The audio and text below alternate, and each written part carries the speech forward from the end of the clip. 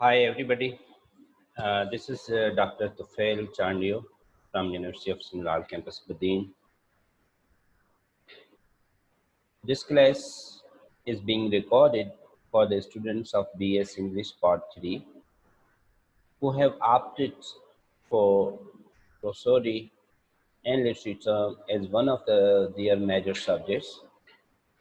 In today's class, we will talk about simile and metaphor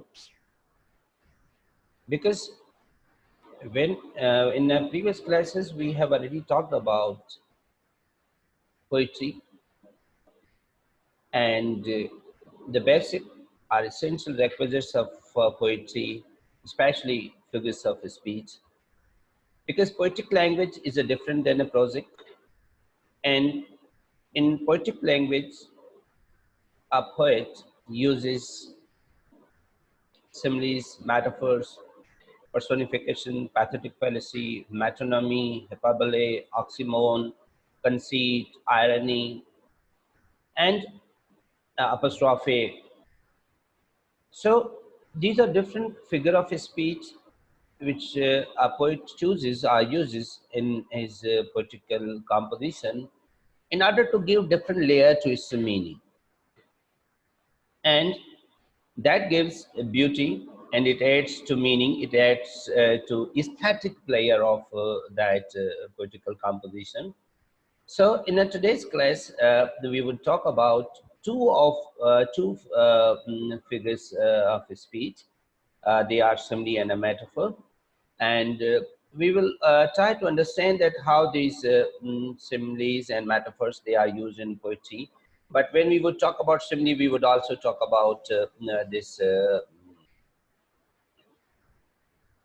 Homeric simile or epic simile, that is a bit a long simile that is used in epic poems and long narrative poems.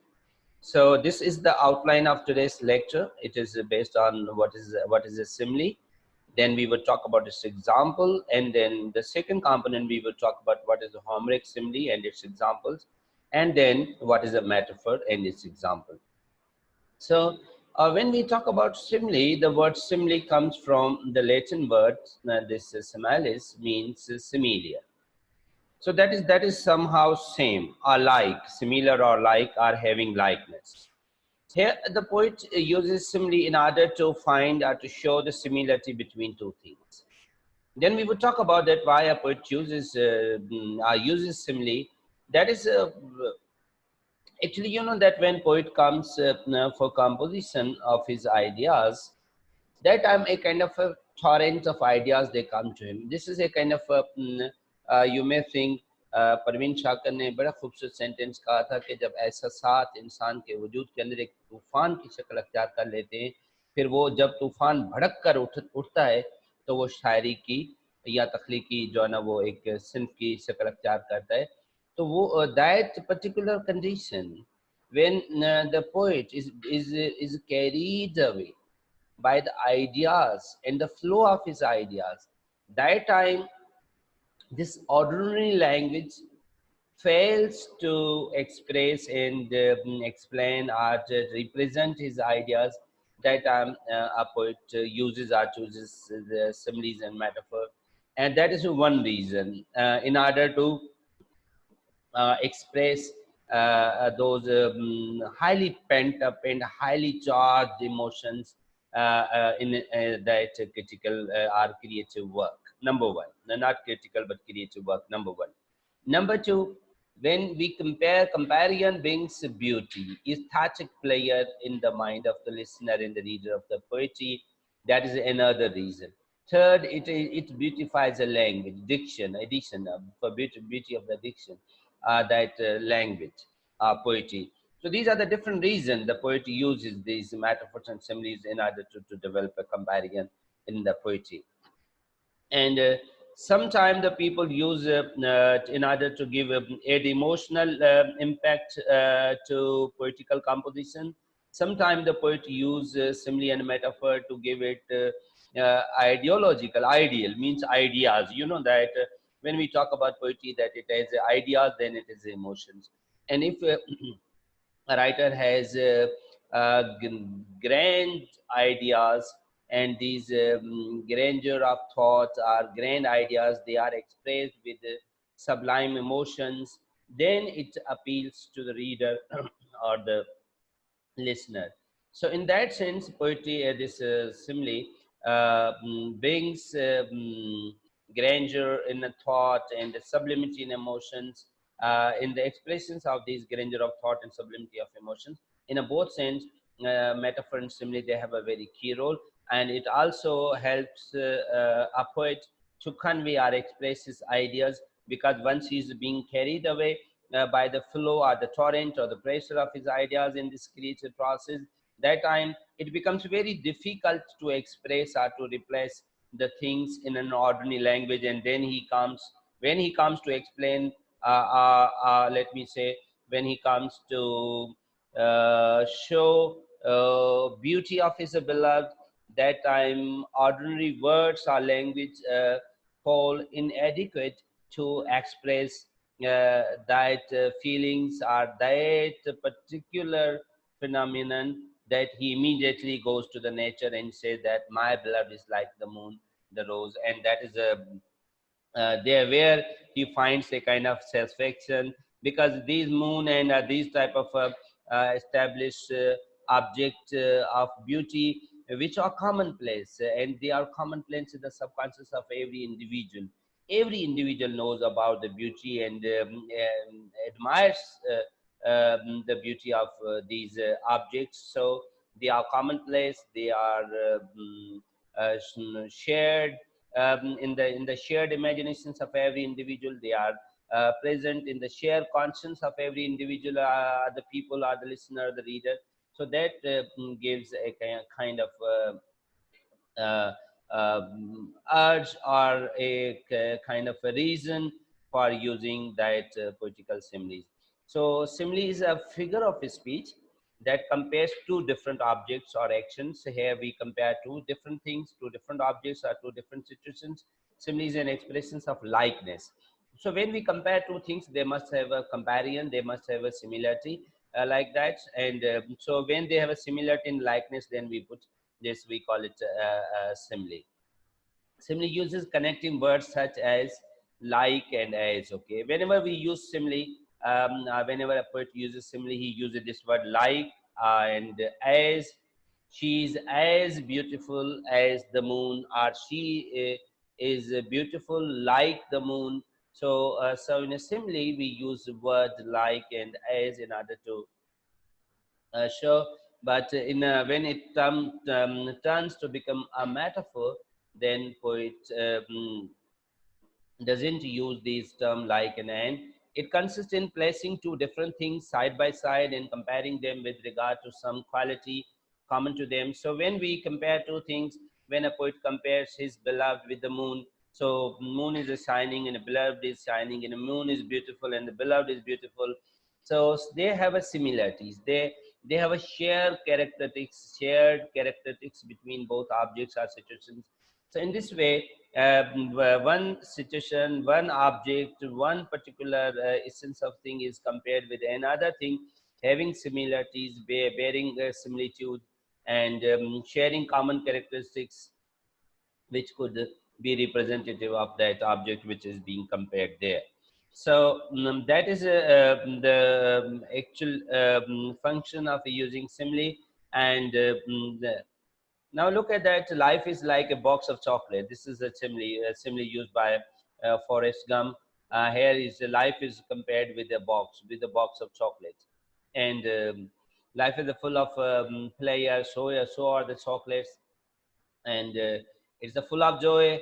And chocolate is it has got its taste, and here life is also taken in a positive context. And so the sweetness, the pleasure, the peace, the happiness, the merriment, the joys of life are compared with this sweetness and this joy, or this pleasure we feel after eating chewing chocolates, etc. So that's life is compared with the chocolates. I love you like all little children like pennies.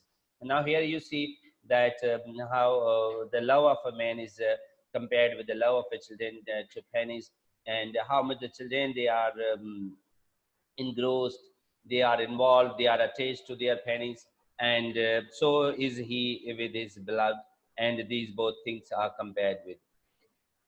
Make the two eyes like stars, start from their spheres. This is Shakespeare, and he's using make the two eyes like stars. Here, eyes of beloved are compared like stars. So now see, stars keep shining, so are the eyes. Stars are very far and very attractive, so are the eyes of beloved, and they are far and they keep start from their sphere.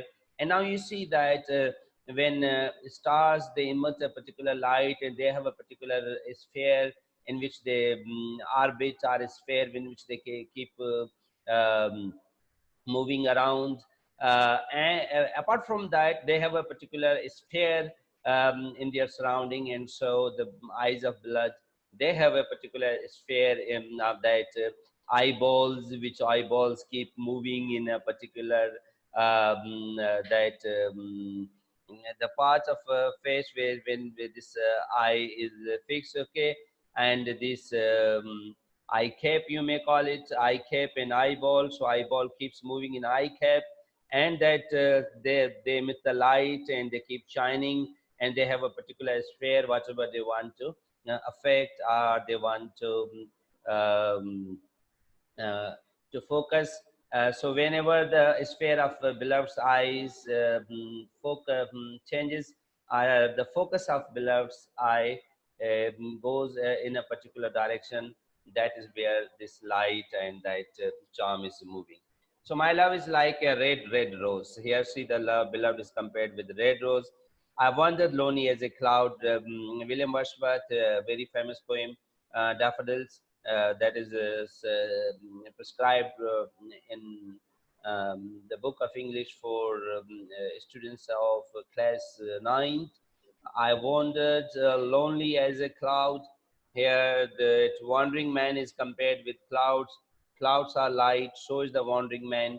Clouds have no destination, so has the wandering man. And clouds keep moving hither and thither. They are at the mercy of the wind and the circumstances. So is the wanderer, and there he is comparing that wandering man with the lonely clouds. And his love is as soft as silk. Now see, whenever we find simile, we find word as bright as moon. In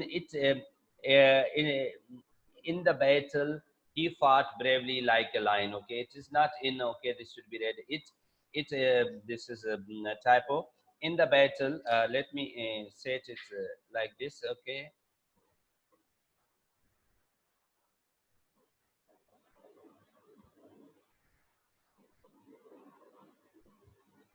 okay. So in the battle, he fought bravely like a lion. After that meal, I feel as fat as a pig. So again, that is similes. After that meal, I feel as fat as a pig. My best friend RK is as brave as a lion. So here they are compared with this particular object. Uh, Here, the man is considered compared with a pig after having a lot of food, and RK is compared with a brave man. So a lion and a pig. Okay. Now see, here there are some similes where we have used as and the like, solid as rock, quick as wind, big as a bus, tall as a giraffe, wise as an owl. See, remember, okay, in my previous class, I also talked that some symbols are signs. They may be positive in one culture and they may be negative in another culture. If you look at in our culture in Pakistan and Sindh and in Punjab, for us, even in Urdu literature, you would find that owl as a negative symbol. हर शाख पे उल्लू बैठा है. When we use word this owl, we mean that some person who is incapable, one person who is incompetent, and that is not a sign of goodness. Okay, ullu is not considered sign of goodness in our culture, but in Europe, again you will find that it's a positive, and that's a sign of positivity, and he is considered to be a wise person. wise as an owl. So I always say that each culture has its own areas and its own limitations. And we need to consider, even the poet uses similes, metaphor, or the language in his or her particular culture and in that situations. Heart as desert, so cry like a baby, grow like a weed. Okay, she smells like a flower. That's interesting. She smells like a flower. She swims like a dolphin. He shouted like a horn. He climbs like ivy. Ivy जो एक क्या कहते हैं, ये बाढ़ होती है या बेल होती है जो दीवारों पे या इमारतों के ऊपर चढ़कर चली जाती है. So he climbs like ivy. He swims like a fish. So here you can see that some of that components have been used to show how this A and this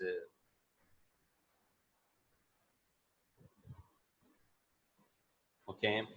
So you can see this in this slide, common some common examples of simile by using as and like. Now come to Homeric simile. This word Homeric is based on the Greek author Homer, and you know that Homer is considered to be father of poetry, and he has contributed two best epic poems, the Iliad and the Odyssey, and very famous book poems, and full of Greek mythology. And these two poems have primarily contributed to the literature across the world, and they said that Homer is the poet whose influence can be traced in each and every poet of the world in any corner.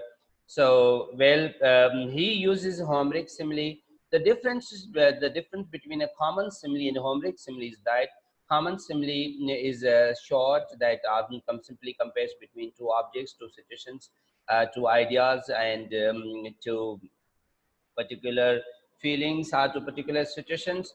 But in a Homeric simile, the comparison is not limited to two objects or one sentence or one verse or one line, but this is an extensive comparison that exceeds from one line and it goes to the entire stanza, two line, three line, four line. So this is a kind of a extensive or extended comparison that is not limited to one line, but it goes beyond.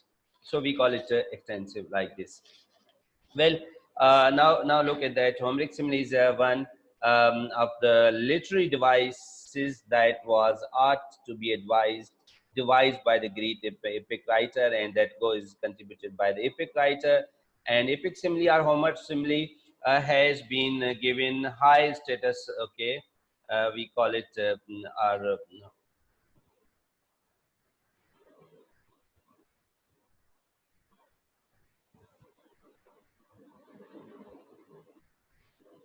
we have added high. Homeric simile has been given high status in poetry. Status in poetry. It is used make the grand theme subtle and sublime. It is used to make the grand theme. Okay, there are some.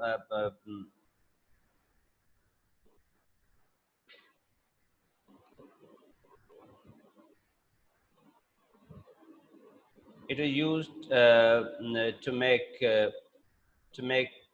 the grand theme subtle and sublime. It occurs.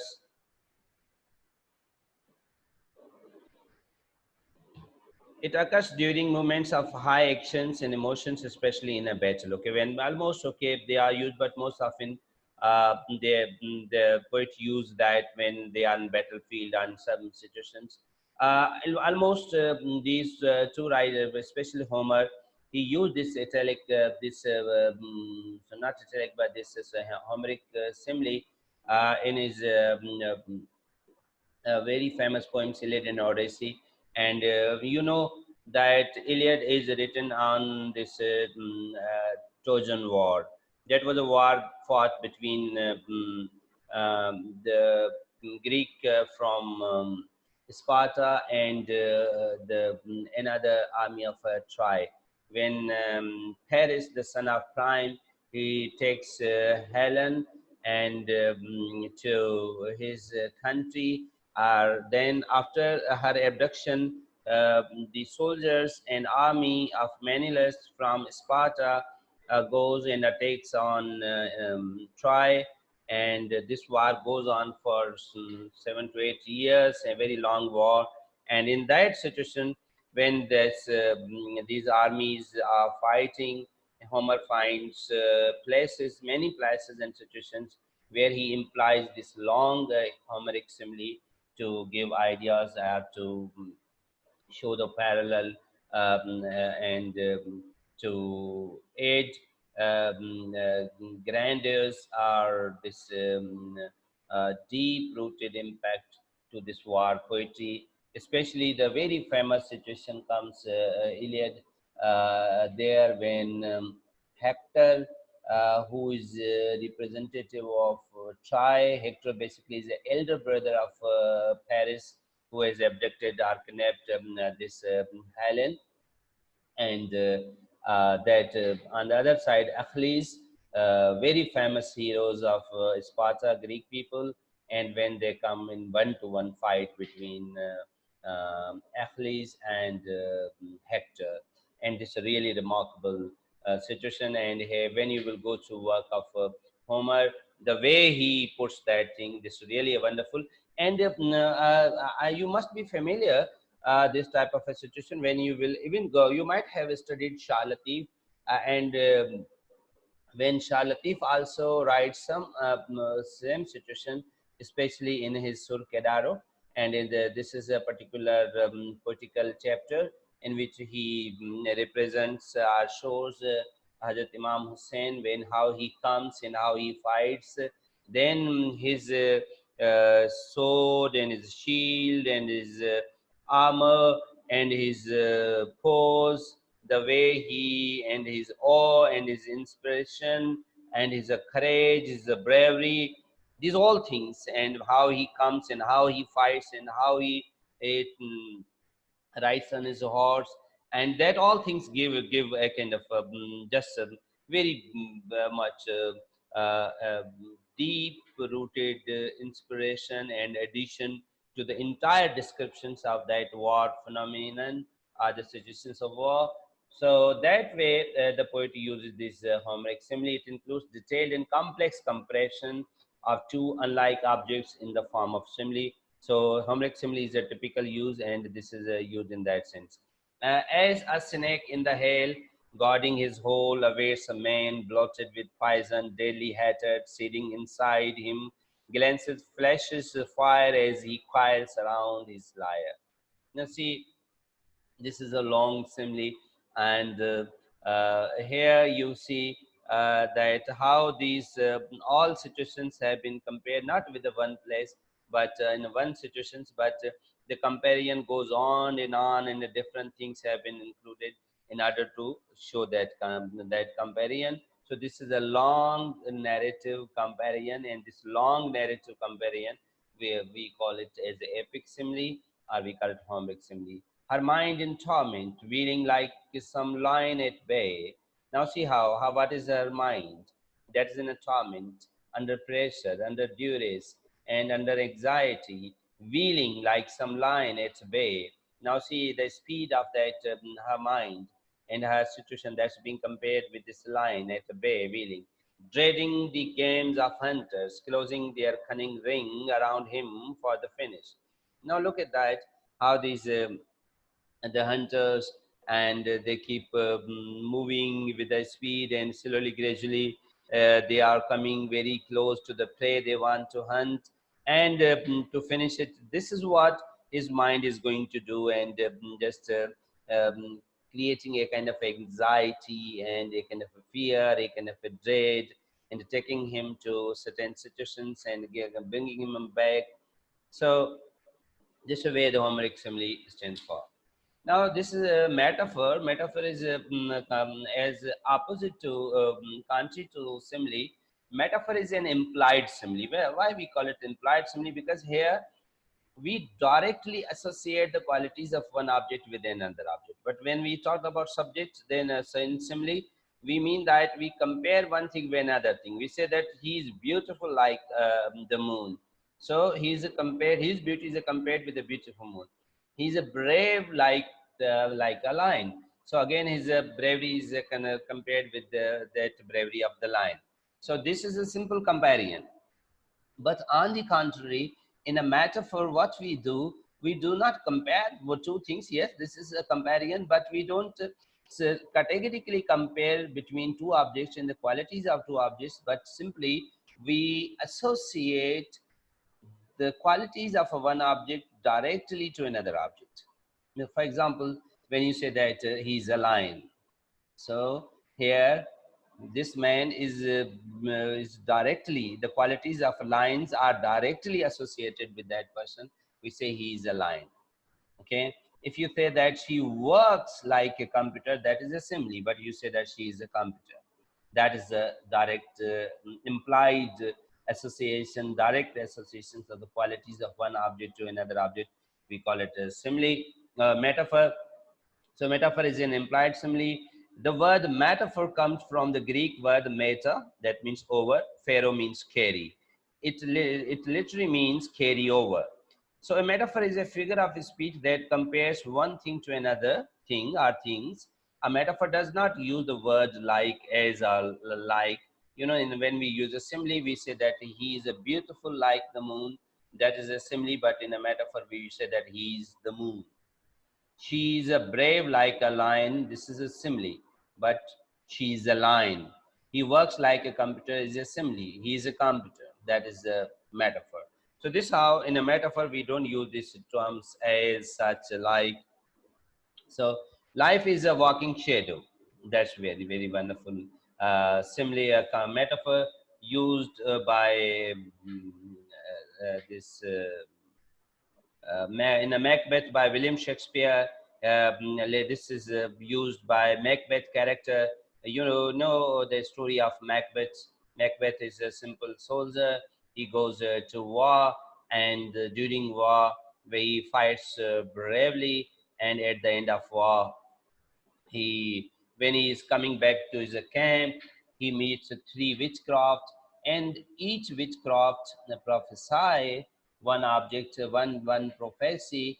The first the one prophesies that he would be the chief of the army, and the second prophesies that he would be the king of the country, and the third witchcraft makes another prophecy that he would be killed by a person who would be half human and half animal, and on that day jungle would advance or move forward. So these are different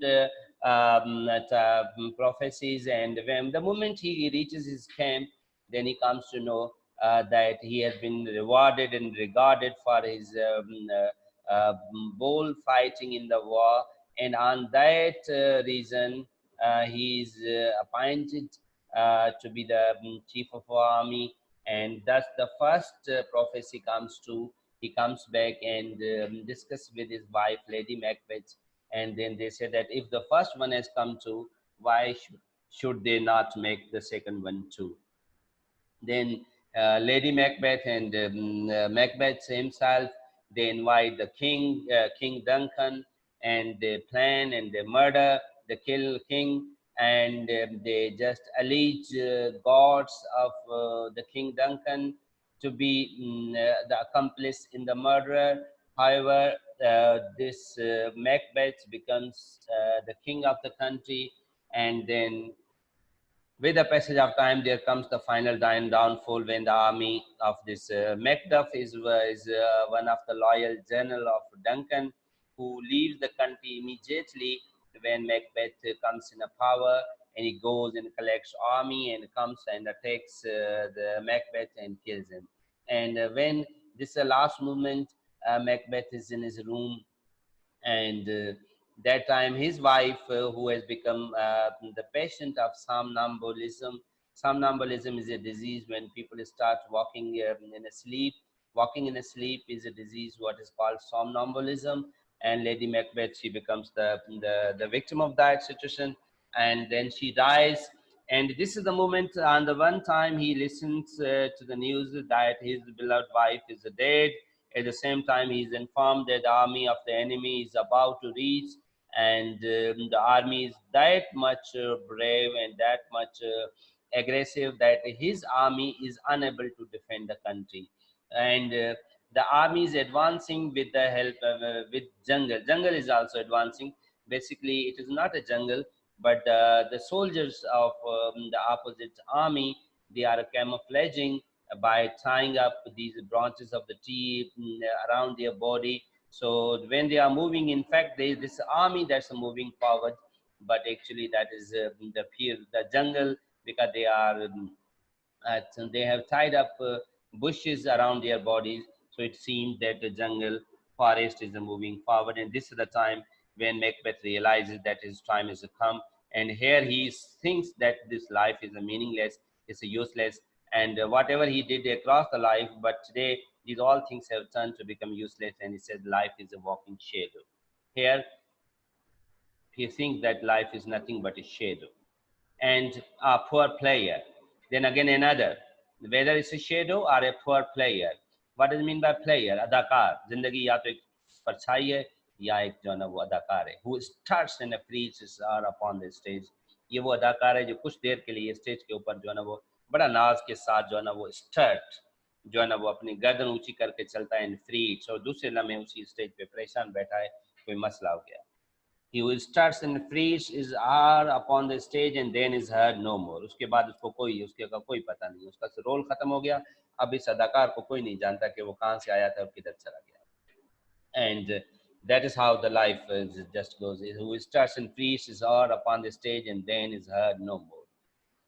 It is a tale told by an idiot, full of sound and fury, signifying nothing. ये जिंदगी क्या है, एक चर्ये की जो है, it's a tale told by an idiot. ये जिंदगी की चर्ये की कहानी है, that is a full of sound and fury, जो सिर्फ चीखो पुकार से भरी पड़ी है, उसमें कोई मकसद नहीं है. लेकिन it doesn't mean that Shakespeare believed that there is no purpose in a life. No, that is only the character of Macbeth. For him, there's no purpose in a life. The reason is that the choice was he's made. That is his choice. Nobody compelled him. Whatever Macbeth has did in his life, that was completely his own choice. But out of his choice, this tragedy is going to occur.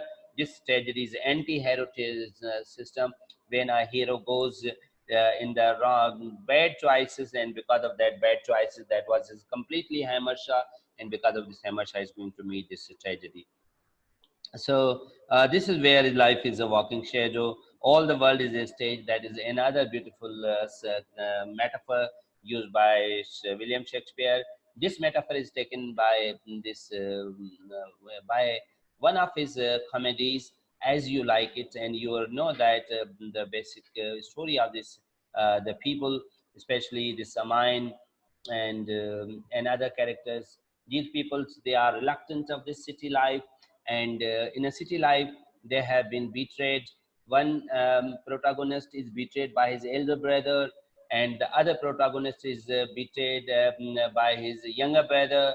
So these people being betrayed and being deceived, being blackmailed, and their rights are usurped and they are ignored. Finally they decide to go into jungle and they start living there. And then they just talk about this jungle life, and these very famous poems. These are part of this drama. You might come hither, come hither, come hither. Here you would find no enemy but rough weather. That was a song sung by Amine, and who is inviting the people that go in a forest, live there. Yes, there's a rough weather. Yes, there is the clemencies of nature, but life is full of a peace of mind, because there's no cheating, there's no blackmailing, nobody's going to bamboozle you, nobody's going to deceive you, there's no betrayal, and there's no deception, there's no cheating. So that's why Amine is inviting people to come to forest, and that Jacobs who sings this song, life as you like it, that life, all the world is a stage, and these are seven stages of a man, very famous part, and that is where again here the this world is compared as a stage where the characters come and they appear and they play their role and then they go off. Okay, the Lord is my shepherd. This very famous comparison, simile, metaphor. Lord is my shepherd. Okay, here shepherd means that Lord is going to look after me like this. So These are the common examples of the metaphors. He the sun of my sky, the light of my life. He was lion in the battle, lion, direct association. We are not saying that he fought like a lion. No, he was a lion. The students are busy bees. I'm sorry, but they often look busy. I don't mean that they are doing nothing, but they are often seen busy. It is raining cats and dogs. So जब मूसलाधार बारिश होती है, we use this term is raining cats and dogs. So what happens, that when a cat and dog they come across, so you know the whale and how this cat wars goes on and how they keep biting and yelling as well as barking and howling. So it is raining cats and dogs. My life is a movie. My life is a movie. My life is my life. So this way you can. These are some of the examples what we just find in metaphor. So this metaphor and simile, this is a very much beautiful way of comparison. In addition to this metaphor, I must also add that conceit. Sometimes the poet use conceit. That is also used for comparison, but there's a difference between this metaphor and this conceit is there that in conceit the poet compares two things which are unusual and they are not separate. Okay, they are having different properties. Then we use this term conceit, and conceit comes as a additional part where the poet uses a conceit. So conceit basically is a, that is also a kind of a comparison. Okay, we call it a far-fetched comparison. This is a kind of far-fetched comparison means a poet is going to compare between two things. They do not have any kind of just any relationship forcibly yoked together. You know that very famous things were there. Shakespeare used that hand and the glove. Okay, have I been glove of that hand? So here he compares glove with and another comparison John Donne has done, that is about he has used mosquito and he has used compass. Okay, so these are some of the basic terms what he has used in order to compare this.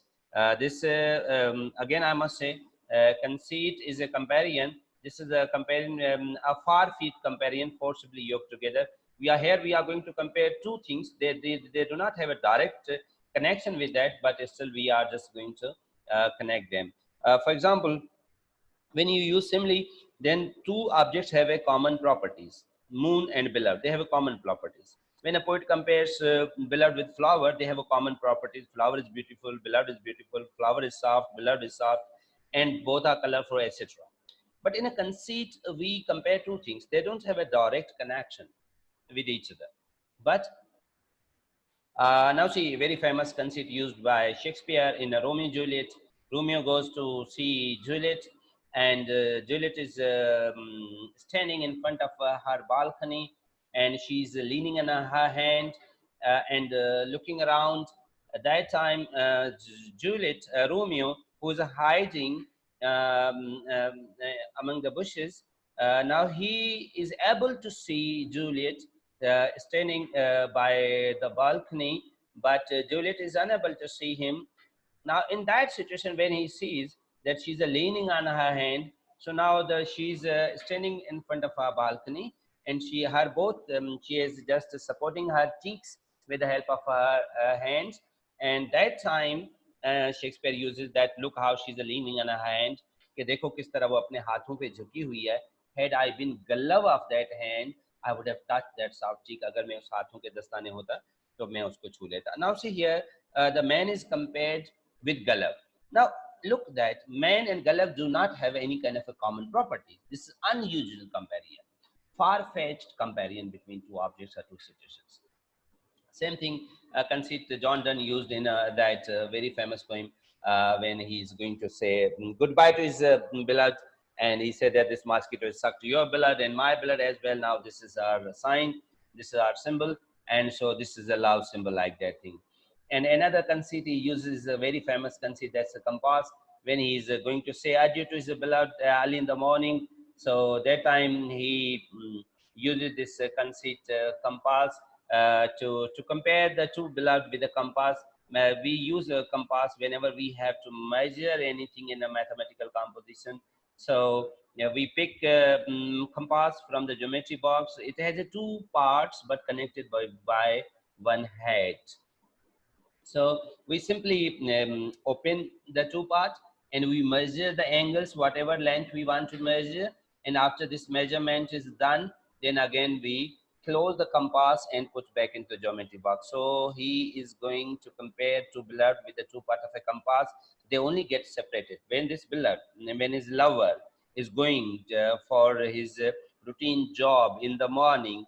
Now he compares them with the compass, that they are separated early in the morning because the lover is going to do something, his job and etc., to perform his duty. But in the evening again they will be reunited, as the compass gets separated once there's a piece of work.